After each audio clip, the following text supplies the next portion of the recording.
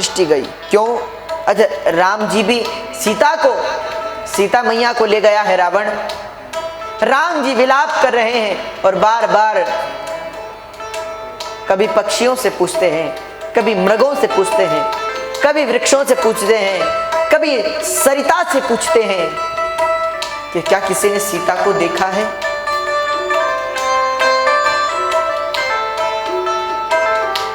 शंभु समयति राम ही देखा,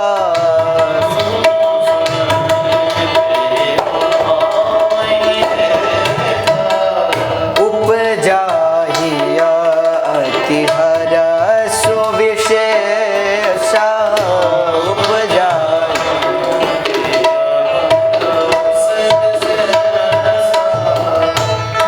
देखा आज भोलेनाथ ने पर क्या लीला कर रहे हैं भगवान। रोते हुए कहते हैं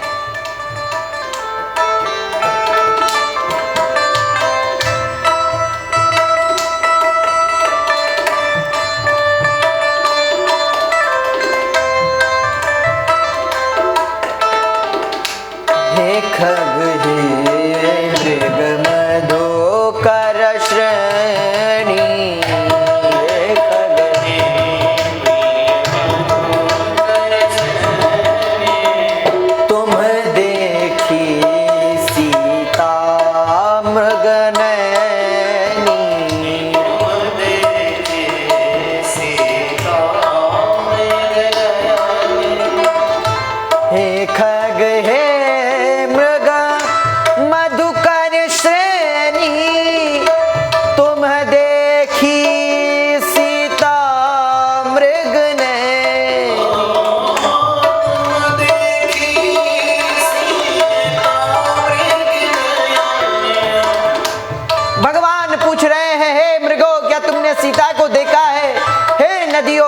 सीता को देखा है? अच्छा, एक बात ध्यान से सुनना, जो महात्मा भगवान सीताराम को देखकर ये मन में सोच रहे थे कि परिवार तो बहुत अच्छा होता है, परिवार में तो बड़ा सुख है, अरे भगवान राम साथ में भाई लक्ष्मण पत्नी सीता कितने खुश हैं, कितने खुश हैं, ये बात सोच सोच कर अत्यंत प्रसन्न होते थे। आज भगवान उन महात्माओं की कुटियाओं के बाहर जाकर ही जोर जोर से चिल्लाते हैं कि अरे हे खग हे मृग मधुकर श्रेणी, तुम देखी सीता मृग नहीं। भगवान उन्हें यह उपदेश करना चाहते हैं कि क्या तुमने सीता को देखा है? भगवान उन्हें यह बताना चाहते हैं, ये शिक्षा दे रहे हैं कि परिवार में कितनी समस्याएं हैं, इसलिए तुम ही भजन ही करो, इस तरफ ध्यान न दो। यहाँ भगवान भोलेनाथ और माँ सती जा रही थी। शिव जी ने जब देखा, नेत्रों से जलधारा बहने लगी, मन से ही नमस्कार किया। माँ सती ने पूछा, आप किसे नमस्कार करते हैं? यहाँ ना तो कोई मंदिर ही है, ना कोई ऐसे सिद्ध महात्मा हैं, और हे प्रभु, और आपसे बड़े भी कौन हैं? स्वयं भगवान विष्णु, वो भी यहाँ नहीं है, तो आप किसे नमस्कार करते हैं? तो शिव जी ने कहा, सती वो देखो सामने मेरे प्रभु हैं, जिनका मैं सदा ध्यान करता हूं, जिनका सदा स्मरण करता हूं, वो प्रभु सामने। सती को दिखाते हुए कहा, वो देखो भगवान विष्णु। सती ने ज्यों देखा, मां सती देखकर हंसने लगी, ये भगवान है? अरे ये तो रो रहा है, ये किस बात का भगवान? नहीं नहीं महाराज, आपको कोई शंका हुई है, ये भगवान कैसे? शिव बोले, नहीं सती, ये भगवान है, भगवान विष्णु है।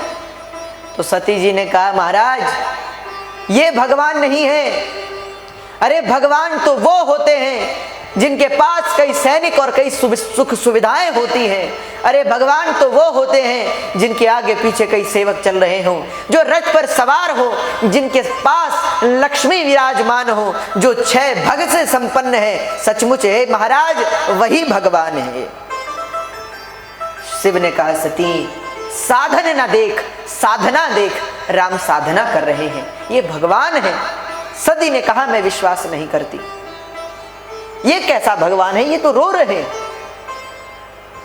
जो माया से स्वयं बद्ध है, तो यह कैसे वह निर्गुण ब्रह्म हो सकता है जिसका आप ध्यान करते हैं, ये वो नहीं। शंकर जी ने कहा, अच्छा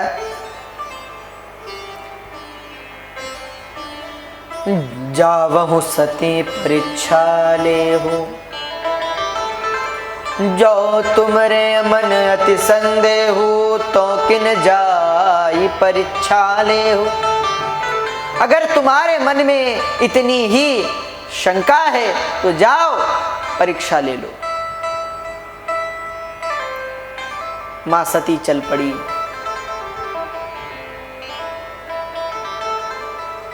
चल पड़ी सती।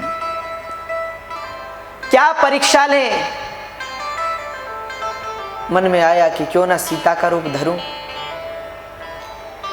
मां सती ने आज सीता का रूप धारण किया और एक वृक्ष के नीचे जाकर बैठ गई।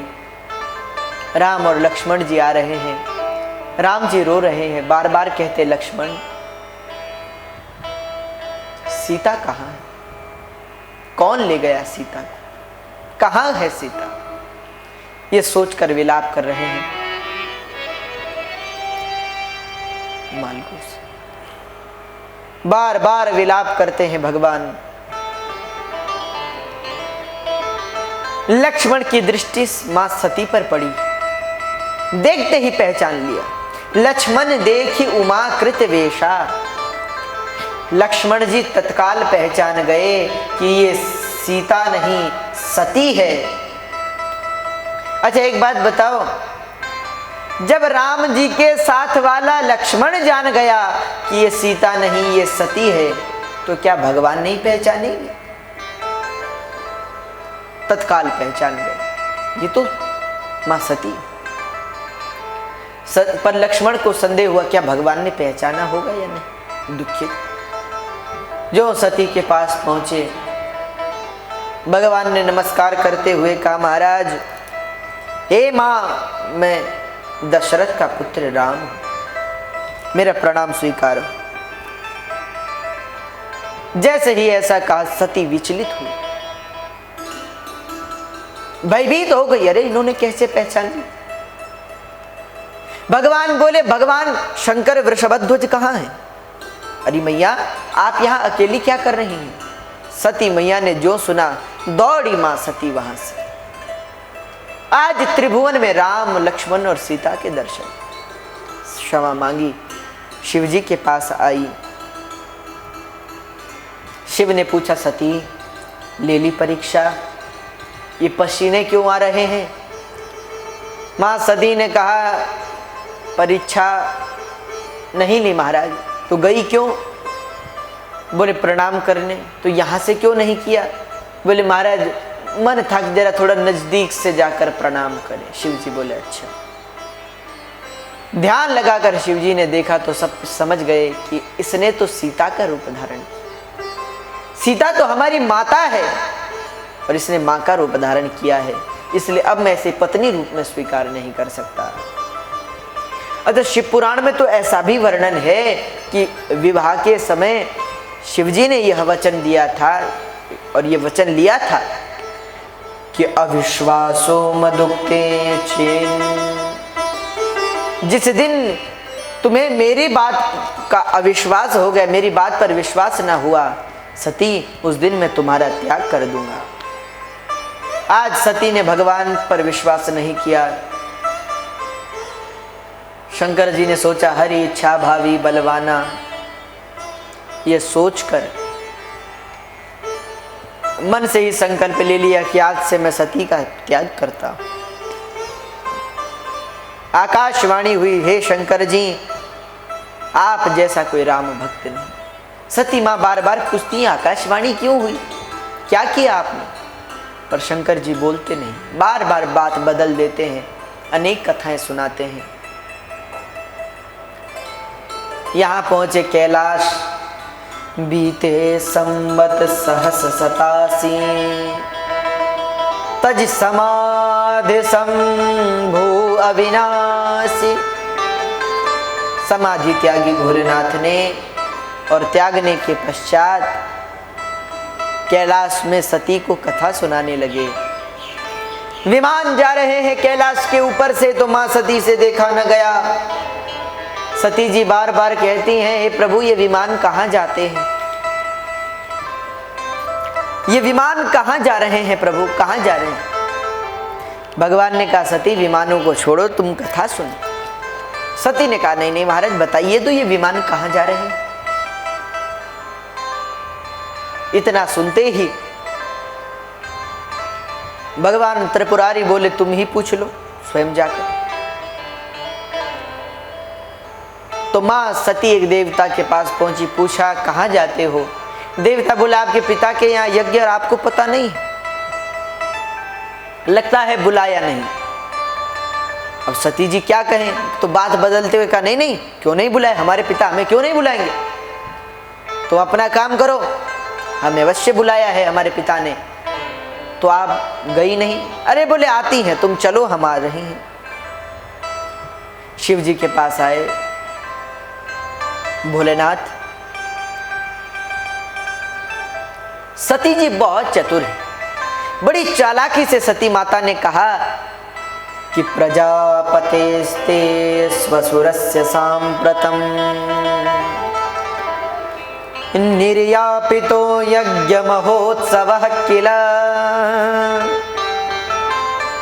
वयं च तत्राभिसरामवामते यद्यर्थतंत्रो विबुधा व्रजन्ति। अरे महाराज, प्रजापतेस्ते श्वसुरस्य सांप्रतम, आपके श्वसुर जी के यहाँ यज्ञ है। ये नहीं कहा कि हमारे पिता के यहाँ यज्ञ, बल्कि कहते हैं आपके श्वसुर जी के यहाँ यज्ञ हो रहा है, और महाराज यज्ञ में हमें चलना चाहिए। इतना सुनते ही शिव जी ने कहा, देवी क्या निमंत्रण आया है। मां सती ने कहा कि प्रभु निमंत्रण तो नहीं आया। तो भगवान बोले, क्या बिना निमंत्रण के जाएंगे। अरे बिना निमंत्रण के कहीं नहीं जाना चाहिए।